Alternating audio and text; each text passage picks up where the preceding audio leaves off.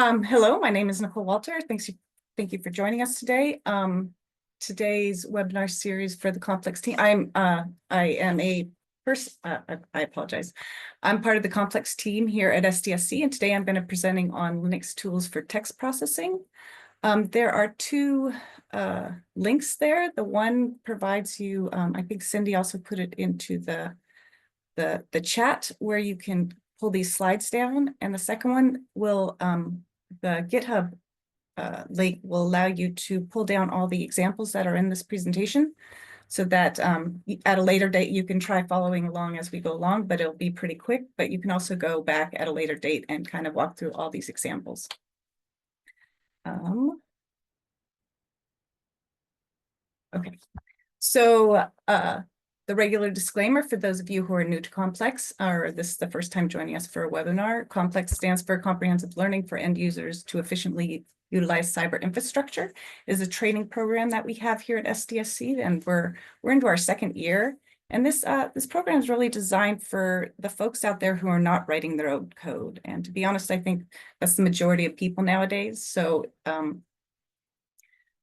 we're really focusing on the people abusing other people's applications and giving them tools to make their workflows more efficient.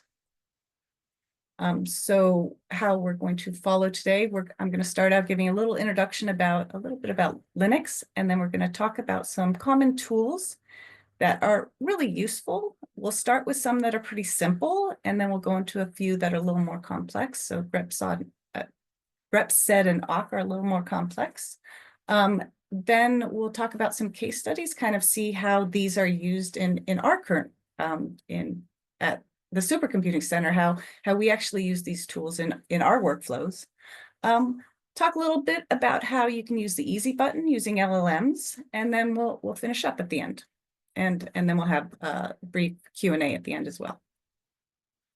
So this session, we talked about theoretically the people who come to Complex, but specifically this session is focused on people who need a little bit of assistance or are looking for better ways to deal with post-processing or pre-processing. Also folks who need workflows. So this to simplify your workflows, you can use these tools to kind of expedite your process, ensure that everything goes smoothly and that you avoid errors and stuff. There are a lot of tools that Linux provides by default, Linux provides all these tools. So there's for sorting, splitting, manipulating files with tools. So we're going to talk about just a few of them. The first class I took when I went to computer science was basically a class on Unix, and we spent an entire semester playing with these tools. So we're really only going to scratch the surface, but hopefully during this talk you'll see the use of them and kind of get the bug and want to play with them a little bit more. So a lot of the tools you're going to see, excuse me, you can do all these things by hand. A lot of the tools that we're using, you can open up an Excel spreadsheet, you can paste things in, you can do some sorting and stuff, but it would require more effort. Because if you're working on an HPC system, you would have to move the files out, work on an Excel spreadsheet and bring them back. So it can be time consuming. If you have to do all these things by hand, in some cases, you'll have thousands of files that you'll need to check thousands of files. Opening each file and checking for something can be extremely tedious. It'll spend a lot of time. And the other problem is if you need to modify these files, if you do them manually, it's very possible that you're going to mess up on one of them.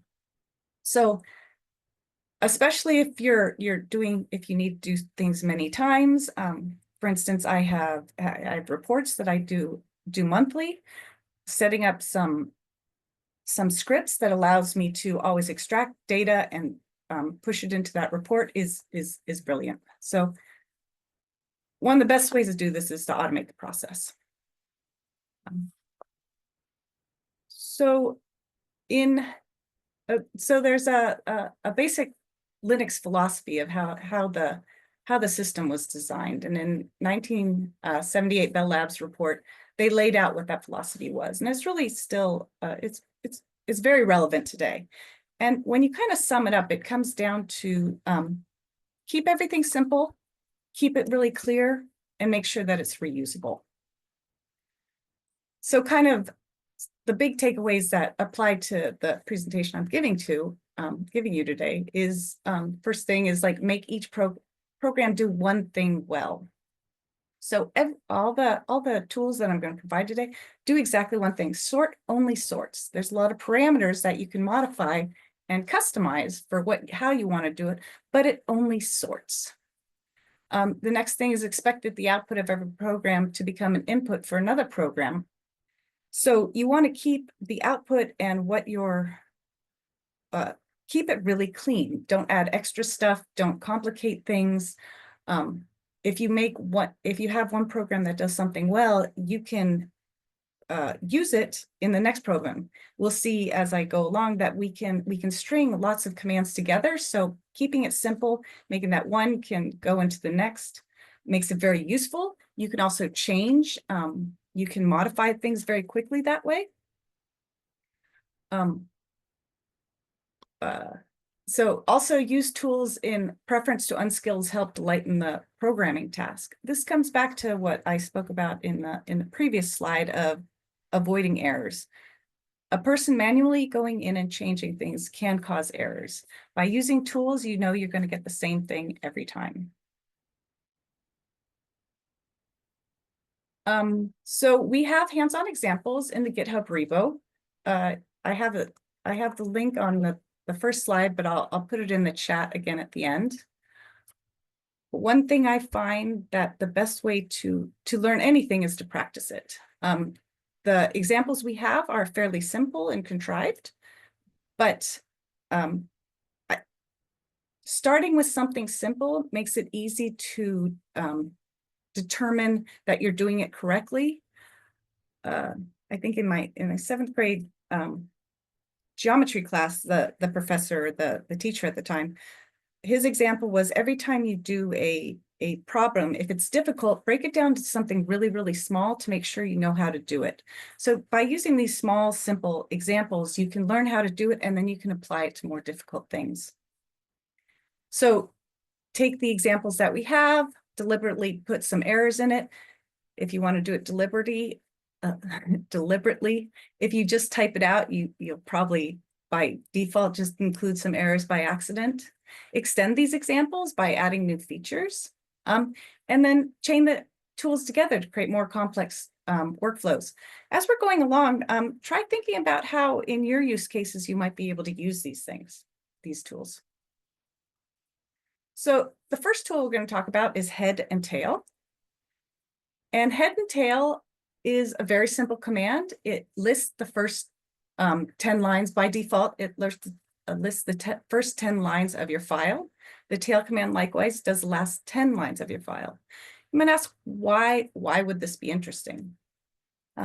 In a lot of HPC programs, the output will very often have like some header lines that will tell you what parameters you used on the run, what input file you used. So you can very quickly kind of evaluate what's in the file by seeing what the top lines are. What also could be very useful is if you're creating larger reports, you can use the output of these you can use the output of the first couple lines, put it in your report, and cap that onto some other information we collect using some other of the Linux tools that I'm going to talk about today.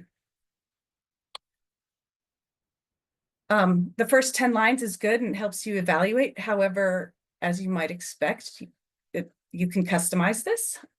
You can reduce it to just the first 7 lines or the last 7 lines. Similarly, you can change it so that if you know that the last 15 lines of your code are uninteresting, but you want everything before that, I mean, it could be a file with hundreds of lines. So if you just know that the last 15 lines are like a signature or something, you can print everything but that by using the -n command. Similarly, you can do the tail command, so you can you can start after a certain amount of time. So like I mentioned, if all the files have this header file and you don't want all that because that's uninteresting, you just start after that and do the rest of the file. The next tool we're going to talk about is paste. And paste is essentially just merging two files together. So for example, if I have a file fruit.txt that has 3 lines in it, very simple, apple, banana, and grape, and I have another one that is colors, the colors of those fruits, red, yellow, and purple, and I want to print a report out for someone that says that apples are red, bananas are yellow, and grapes are purple, I can use the paste command, simply paste, and then the files that you want to paste together. You can have more than two files, so you can do 5 or 6 if you want. By default, it will put a space, or it uses a tab as a delimiter when it pastes these two together. But very often, we might want to have a different type of delimiter. Many programs take CSVs, for instance, so we can easily modify it so that the two are merged together and comma delimited using the -d command, and whatever you put between the single quotes will be what is delimited by. We can see that by default, it puts them together in a column fashion. Oops. Oh, and one other thing, all these commands do go line by line. So it'll read the first line and handle first line of both files, and the second line of both files, and the third line of both files. If, however, I talked about that this is something we could also do in Excel. I mean, one way we could cap these two together is we open Excel spreadsheet, copy the first one, put them in the first column, copy the second, put them in the second column. We also, in Excel, similarly, we can transpose those and put them in serial fashion so that we get them line by line versus column by column by using the -s command. Next command I'm going to talk about is the NL command. NL stands for line number.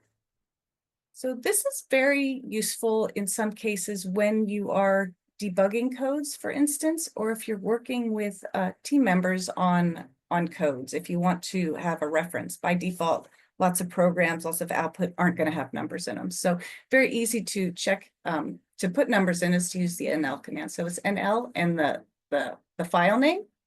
By default, you can see at the top, it just puts the two together. If you want to have it left aligned or justified the line number, then you use the -n LN, and that will align that to the left for you. So there's other ways that you can do this, as we mentioned. If you're using the VI editor, you can use set number in there, and they'll set the numbers in there. Or you can use a sequence command. The sequence command, you can create a sequence of numbers based on the number of lines in your fruits.txt. You can redirect that into a file called X, and then you can paste X and fruits.x, and you can get the same output. Or you can use an awk command. Awk is, we're going to talk about awk a little bit later. And basically, you print the number of records in the number of the record in the 0 column, and then cap that onto your fruits.txt. But again, those are a little more involved than just typing NL. Next command we're going to talk about is sort and shuf. Sort, as we mentioned before, is simply to sort files. This example is going to use unsorted.1 text. You can see it's a bunch of fruits, both capital and lowercase letters. And by default, if you use the sort command, it's going to be lexicographical or alphabetical order. This is going to ignore if there's capitals or lowercase. There is a local environment that will tell you, or you can set a local environment to change this. So the LC _ are Unix local environment variables. And if you set LC all equal to Z, then you're going to get to C. Then you'll be able to do it bitwise. So we see that the capitals come first and then the lowercase come. You can do this also with an export command, but if you use the export command before, it will change the environment for the entire shell session. By using it in line, it only changes it for this one command, the environment variable. So with the sort command, you can also choose the field which you use to sort on using the -K option. You can also use the -N option to sort by by a numeric value. So if we want to sort by the third column, we just sort -K3, and then we're sorting just on this third column. So grape and apple, so hot dog, pizza, popcorn, pretzel, taco. We can also sort by K2, which will do just the numbers here. However, you'll notice that it starts with 12, 17, 23, 25, and 6. So it is, while this is useful in some cases, if you're using, if you want to look down phone numbers, zip codes, or other things that shouldn't be in numeric order, this is fine. But in a lot of cases, you actually care that these are numbers that can be added, subtracted, what have you. And so in that case, we need to clarify that these are actually numbers. And so we want to sort the second column as numbers using the -N command there. So again, you can see that with the K without the -N, it's in lexicographic order. And with the -N, it's numeric order.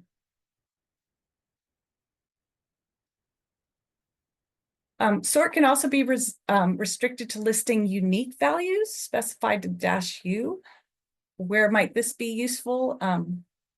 In a lot of cases, I do a lot of the user accounts reporting on the systems here. And while we want to know how many people are using the system, lots of people will use the system many times or log in many times. But if I just want to have in one note for each individual how many there are, I can use the -U command. So we can see that apple appears twice, banana, grape, peach, and pear. And this way with the -U, we only see one of them and not multiples.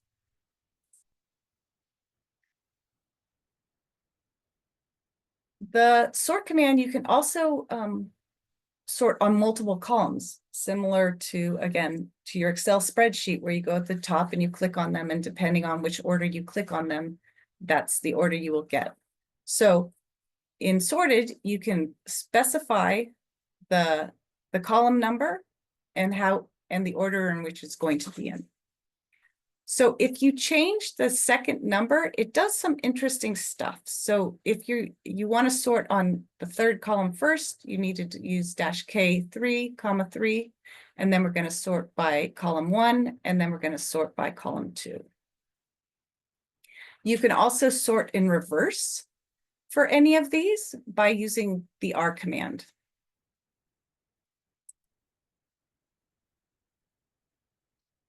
Sort also has an option to randomly shuffle lines in a file. When might we use this? I haven't used this too often. I think the most often I used it was, again, in a computer science class where we had to create random input for one of the lessons that we had to do. So in this example, we have cat ABC text. We see we have 3 A's, 3 B's, and 3 C's.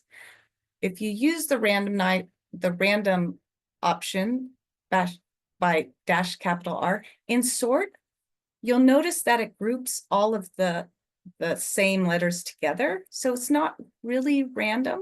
So if we do want to actually get a more random shuffling of it, then we can use the shuff command. So here, the same input file, we use shuff, excuse me, and we get those numbers in random order. We can also create like random numbering sequence. So if you use the sequence command, seq9. Basically, that command alone will just list 1 through 9. If we pipe that into the shuff command, then it will randomize those numbers for us.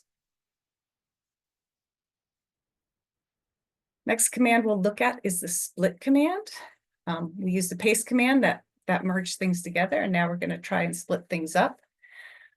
Split command is very useful when you have really, really large files, and they are, for some reason, too big to manage in one setting. I used this again long ago when I had two FTP files, and they were too big. They kept getting stuck, and so to ensure that they transferred quickly, I reduced them to smaller sizes. This is also if you're working with a program and you want to kind of debug and you want to have a smaller data set, or if you are restricted by time limits on the resource you're using and you need to kind of shorten the time that you're going to run, this is another easy way to kind of split your data set. So the command is split and the name of the file. By default, the split is going to break the file into chunks of 1,000 lines. And so 1,000 lines it doesn't matter what's on that line, it will always be the same line. It chooses a line number, or a line ends with a return carriage, a carriage return. So if we did a word count and do the -L, so the number of lines in each file, and do a star for this directory, we'll see that the file that we're splitting had 9,991 lines in it. The split by default creates these files called XAA, XAB for as many as the thousands that we will have. If there's not enough lines to fill all of them, the last line will just get whatever's left. And it will also, the word count, this total is not actually a file. This is just the report of how many lines there are in all the files that are in this listing. 1,000 lines is good, but as you can imagine, sometimes you would want a bigger size or a smaller size, so you can change that parameter with the -L. If you do it by 2,000, you'll see that now each file gets 2,000 lines to it. The other thing is that the XAA is not very informative. So to make these files more informative, at the end of the command, you can type whatever you want. In this case, it's genome _, and then it will add the AAABAC to it in the end.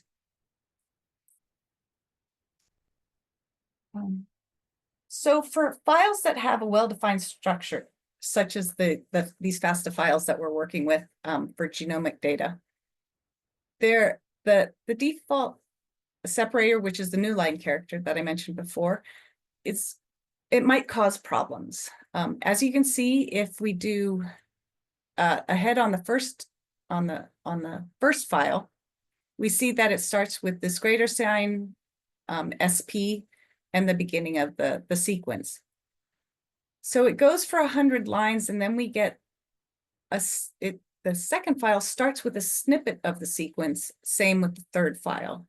So this could cause a problem. So we might want to change what the file is being split on, and that we can do nicely also with this tool by using the -T command. So as I mentioned, all of the sequences are going to start with this greater than SP. So if we use the -T and the greater sign, that makes that every single file is going to start with the SP.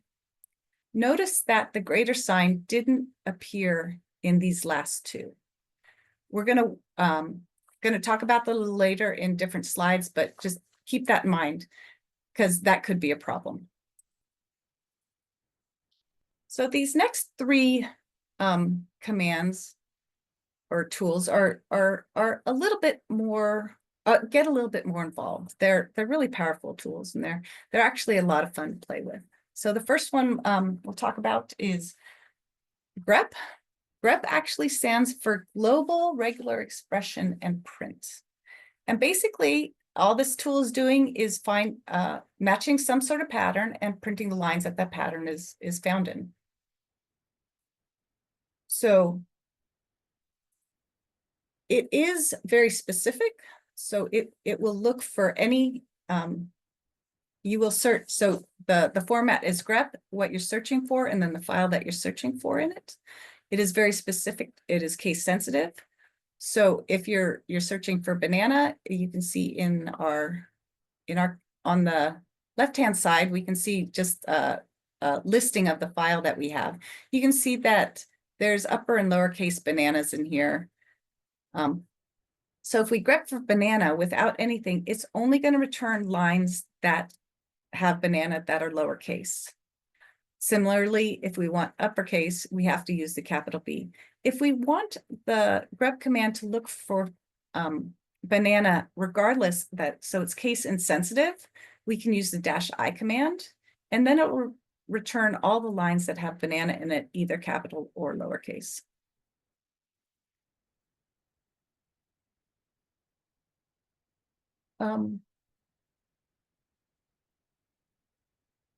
So we can also use this tool. It's similar to our head and tail commands, but we can do this more targeted within our files.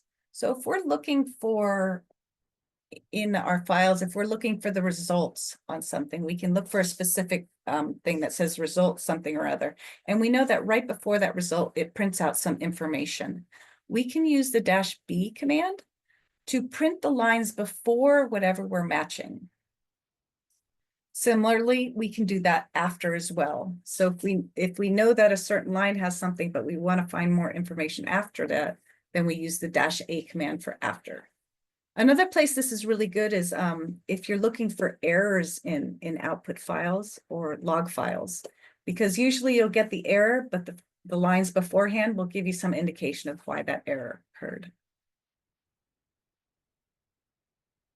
You can also do an inverted match to print lines that do not match a certain pattern. So if we're looking for errors, we don't care where things went well. So we're just looking for stuff that doesn't have the word completed correctly or something. So in this case, we will search for, you can search for lime in all of the, in the file1.txt. It'll tell you if you grep for it. So the command we're using here is we're grepping for lime and we're searching for every single file that's in the current directory. So what's returned is the file that it's coming from and then the contents of the line. So we can see that in file 1, we have 2 instances where lime shows up. In file 2, there are 3 instances where lime shows up. But if we're not interested in lime, we want to find everything that doesn't have lime, we can do the same thing with the -V command. This case, everything we can see that 1, 2, 3, 4, 5, 6 don't have lime in it. File 1s don't have lime in it, and file 2, there's 5 lines.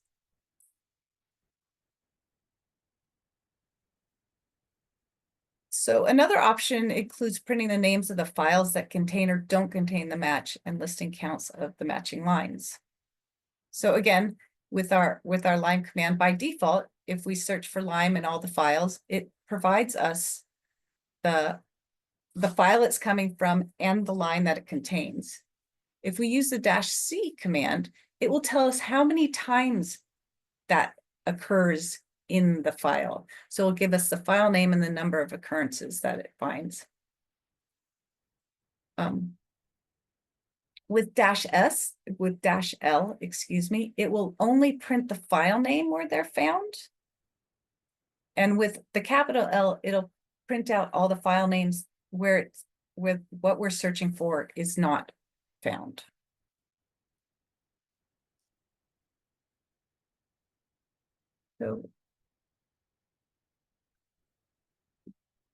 So we can also do a lot more complex stuff with the grep command. We can search for types of characters, so we can use regular expressions that we can search for. We can also use anchors.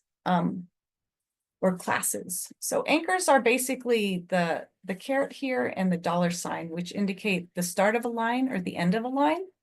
So if we are looking for files that have pair where the line starts with pair, then we can use in these single quotes the caret pair, and it will return only the lines where pair starts a line. Similarly, if we just want it where pair is the end, we use the $, at the end of the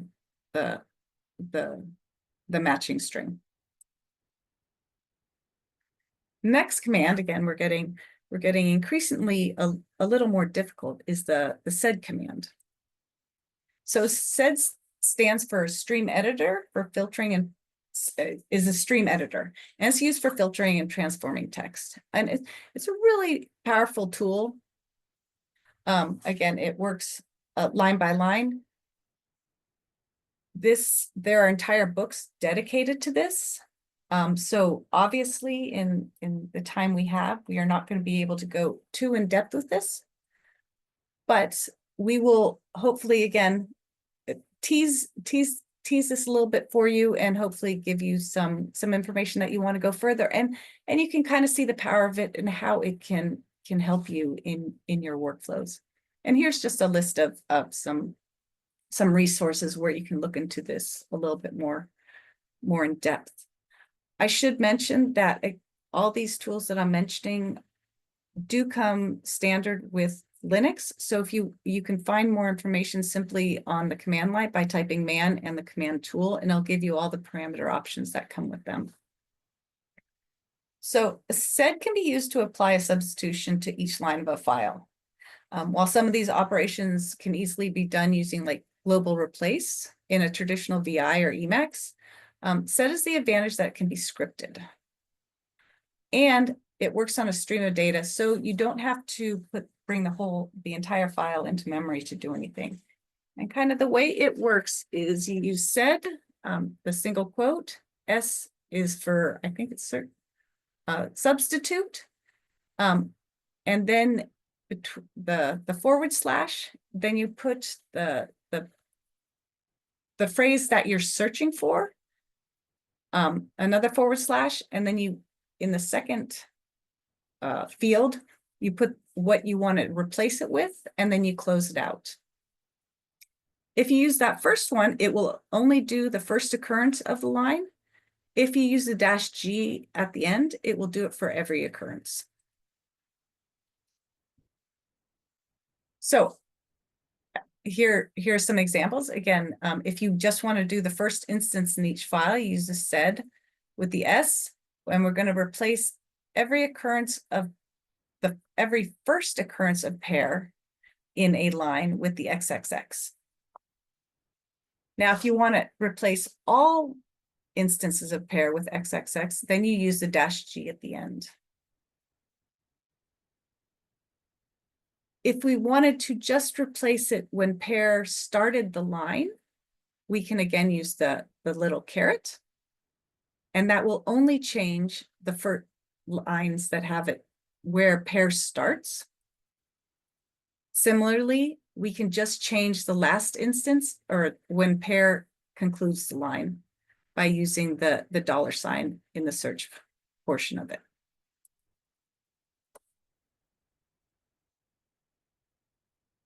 So sed can also print out specific lines. There's a lot of options here, so we're just going to focus on a few. So if you use sed -n is the line number, and you put in the print or the single quotes a number 5 and then P, you are requesting that you print the 5th line of file2.txt. You can also do a range of lines by using comma separators. So 3 to 5 will print out lines 3 to 5. You can also do kind of like so. Where you want to start at line 2, and then you want to have every 3rd line printed, then you use the twiddle.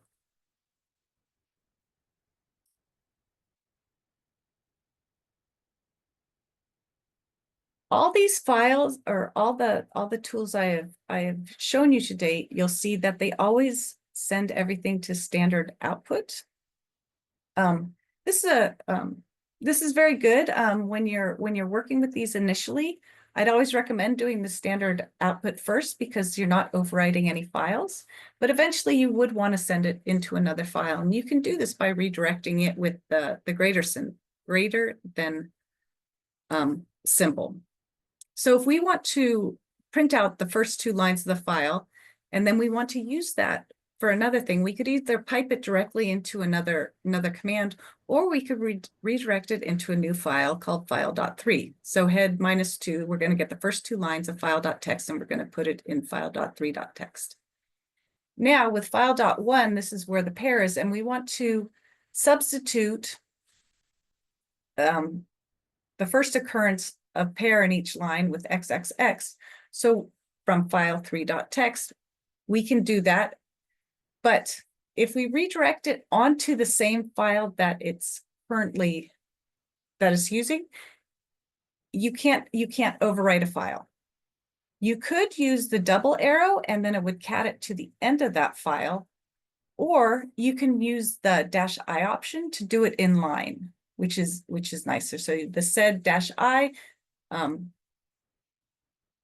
substitute pair for XXX from file.3. Now we can see that cat file.3 has those modifications that we requested. So awk is, awk is a very powerful tool. It's actually a domain-specific language designed for text processing. Like sed and grep, it's a filter, and it's a standard feature on most Unix-like operating systems. There is so much we can do with awk, and I still learn neat tricks for that today, and I've been doing this for a long time. So again, I'll reference that here's some resources to help you go further with this tool, and we'll just look at a couple of examples to beginning. Again, whet your appetite to play with this more. So awk is for pattern scanning and processing language.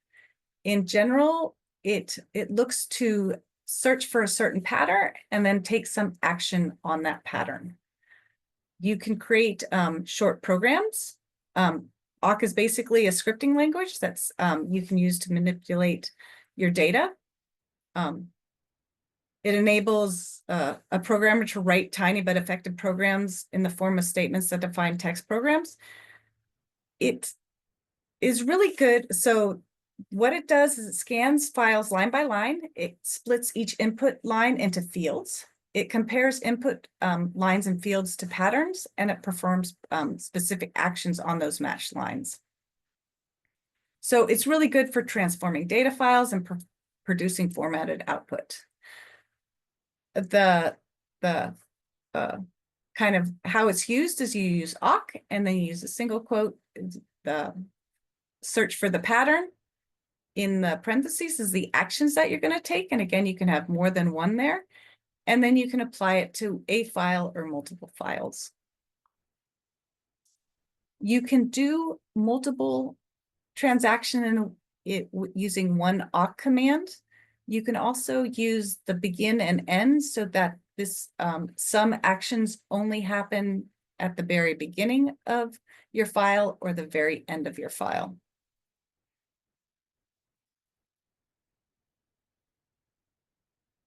So one of the most common uses of awk is to print selected fields from each line of a file.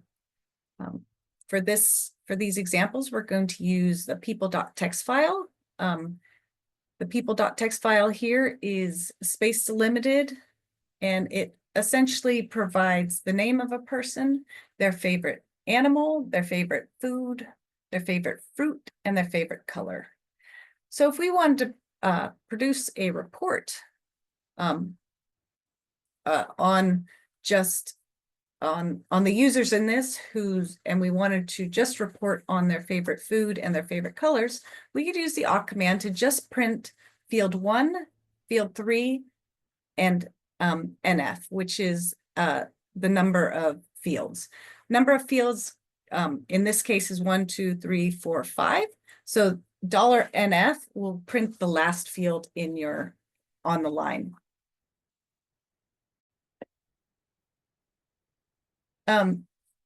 So the NF command is useful if you have unstructured data where the number of fields is not always going to be the same, but you always want to know what happened in the last line.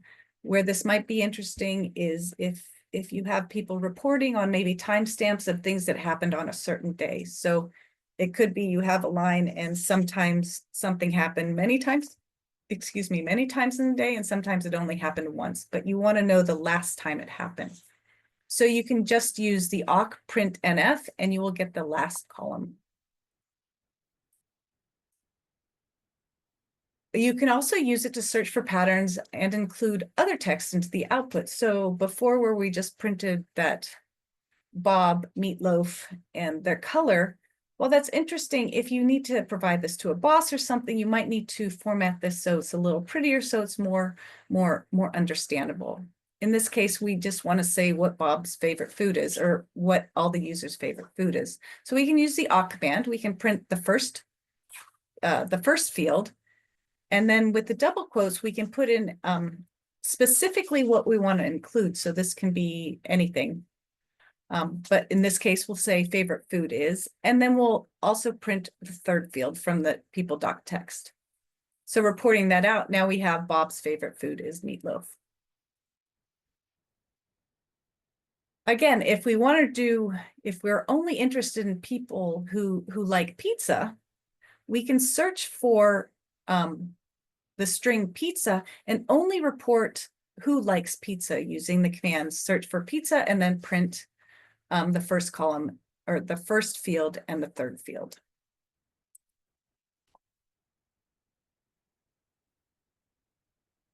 By default, awk uses white space as the delimiter.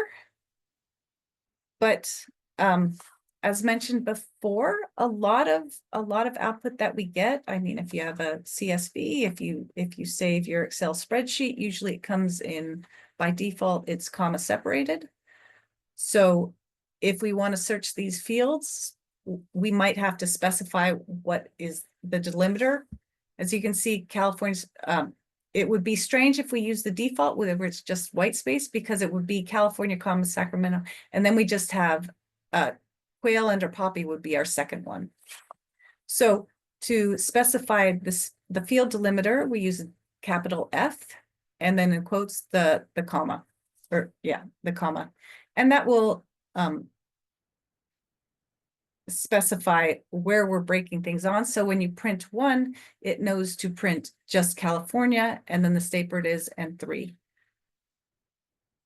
Again, if we didn't have that -F, there wouldn't even be a third field in that first column, in that first report, first line. awk is also really powerful because it does basic math stuff. So you can do square root, you can do log, you can do exponentials, you can do trig functions, you can do random numbers. So this is, again, a very powerful tool. You can also do multiple actions in one line programmatically. So if you do multiple actions, you can tell that they're separated by the semicolon. So in this first example, we sum fields 1 and 2, or we add fields 1 and 2, and we save that into the sum variable. Then we multiply fields 1 and 2 and put that into the prod variable. Then we print the first field, the second field, and then the calculated sum that we created in that first command, and then the product. And there's our output. Similarly, we can use the sine cosine functions. It will print on, here we do sine on $1, cosine $2, save it in the cosine, and then we print the first field, the second field, our result from our first equation and our result from our second equation. We can also do that with logs and square root. One thing you'll notice is that our output is by default. It just, as long as you want. So we can format that nicer. With the printf statement is similar to other programming languages. Basically, the printf statement just tells you how your columns are going to be formatted. So the 4.1 you're going to have 4 numbers and 1 decimal point, or up to 4 and max 1 decimal point is going to be a floating point number there. Other things that are great are that when you're writing reports, you can use the awk command that you can print something at the very beginning and at the very end, and it's not going to do it line by line. So in this example, we begin and we're going to type at the beginning, pi is equal to 3.14, and we are going to print x, y, this column, basically a row header that has x, y, sine x, and cosine. Then we are going to do our calculations. We're going to provide the format that we want it printed in. The dash n at the end is a new line character. And then we're actually going to print the first field, the second field, the result from the sine function, our result from the cosine function, and we're going to do that from the numbers.text field. So now we see that this formatting is a little nicer than it was before. You can also use awk to calculate sums, averages, and other quantities over columns of numbers. So this command is summing all the columns for in column 1 and summing them for column 2. And then at the end, we're going to print out. So we print out what we get from column 1 and column 2. At the end, S1, we are going to have this S1 divided by the number of rows, which will be 4. So S1 plus equals $1. Essentially, what the input file is what is printed these first 4 lines, because S1 plus $1, it just shows what it is. At the end, the S1 is these 4 lines added together, divided by the number of lines, which is 4.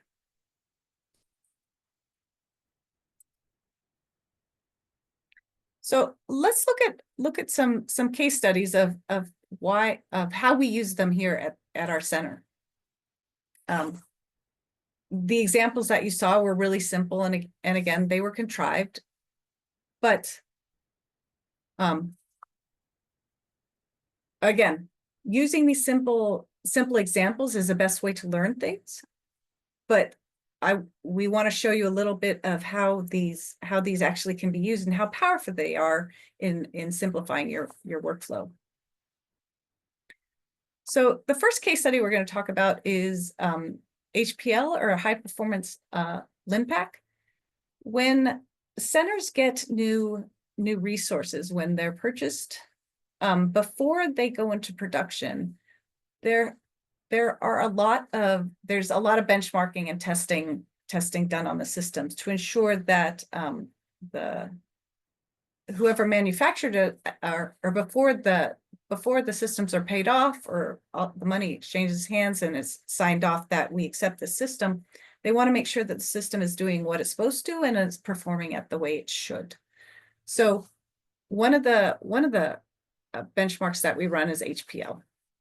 And the output for the HPL, it provides kind of the node that you're running on. It tells you how long it took, and it'll tell you if it passed or not. Again, when this is run, it's run thousands of times. I believe we reserve the node, and I think we can be running these for days. So we have thousands and thousands of files. There's no way that anyone would want to go in and check all the files manually. So instead, we wrote a little script.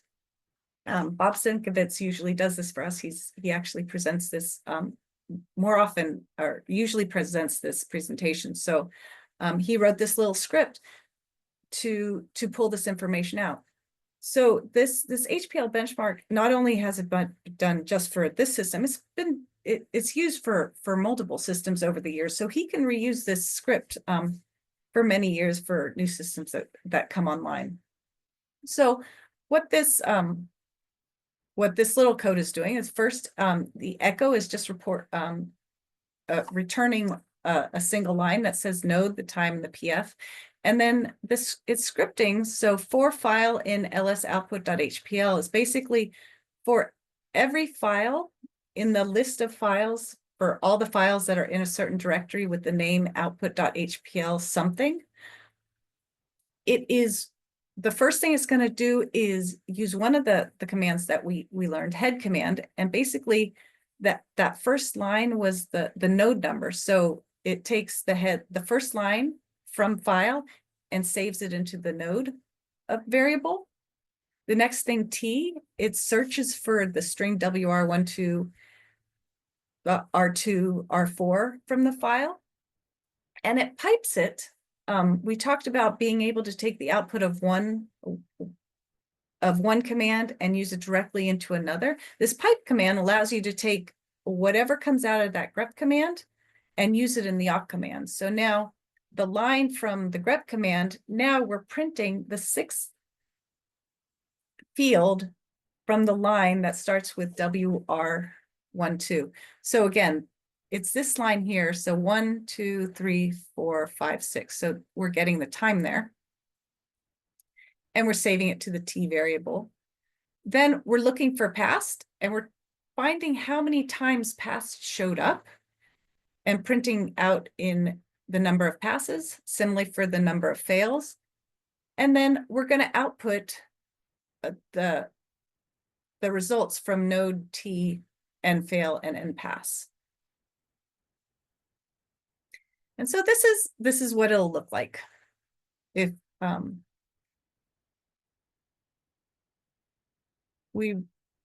so the script was one, and it was sent to an output, or the script was called process-hpl.sh. So running this script returns this information for us. Our latest system is actually a specialized artificial intelligence system. So we had to run some different benchmarks. So we ran the BERT benchmark to ensure that all 8 of the cards on each of the nodes was working correctly. And again, delivering consistent performance. So what we needed for this report was to extract the node name, the card ID, the timestamp of when it started and when it finished, because then we can have, we can see how long it ran for. And then how many correct answers we got. So the output file looks similar to this. So again, we're probably going to do the head command. We're going to look for AIP and look for the 4th column. Going to look for T before and look for the 2nd field.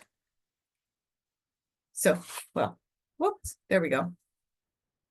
So we'll look for the instead of talking up there, I'll work through the coding that he actually did. So we want to know the node command, which was the first line of the file. We want to look for AIP, and then we're going to print the 4th column there. For T start, we are looking for T before, and then we're going to print the 2nd field.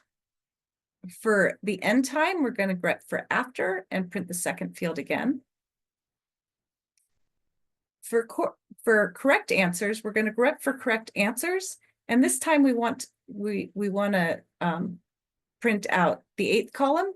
Just a thing to note that we could actually, on the achieved, we could have used the NR for the last field there as well.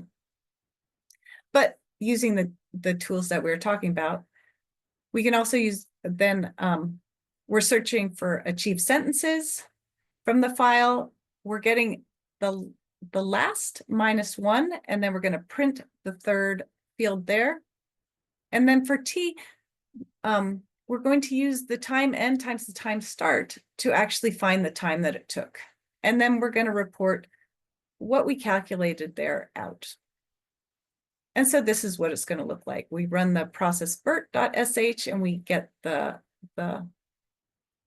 node name, the card that it ran on, the percent of correct responses, the achieved sentences, and then the time it took to run it. So these numbers need to be fairly consistent.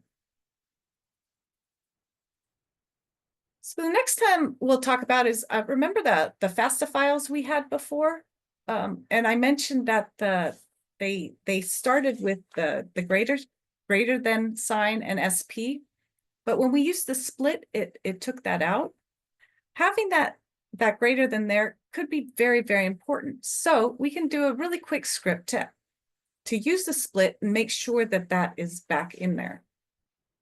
So we split it in 2000. We make sure that we split them on the greater than, and we create the file names genome underscore and then XAA, XBB, XCC. So then for the file in there, so based on AA, we're going to find and replace. If it starts at the beginning of the line starts with an SP, then we want to replace it with the greater than SP. And then we send it to the temp file, because recall we can't overwrite the file that we already have. And then we move the temp file to the file, which will overwrite our initial file. And this is what the output will look like. So here's the easy button. We, back when I was a kid, we did not have that. We had Google, but it wasn't quite like this. But now we have LLMs. And you can simply, into ChatGPT, you can simply say, hey, can you give me a one-liner to print out the second and fourth fields from a file? And it will provide that for you. But having the information of what these tools do and what you were looking for is still kind of important, even if you want to use the easy button and use ChatGPT. It's just another example. I noticed that I am at the end of my time, so I will just wrap up here quickly. In conclusion, Linux provides a powerful suite of tools for text manipulation. Don't be discouraged. I went through this very quickly. Don't be discouraged.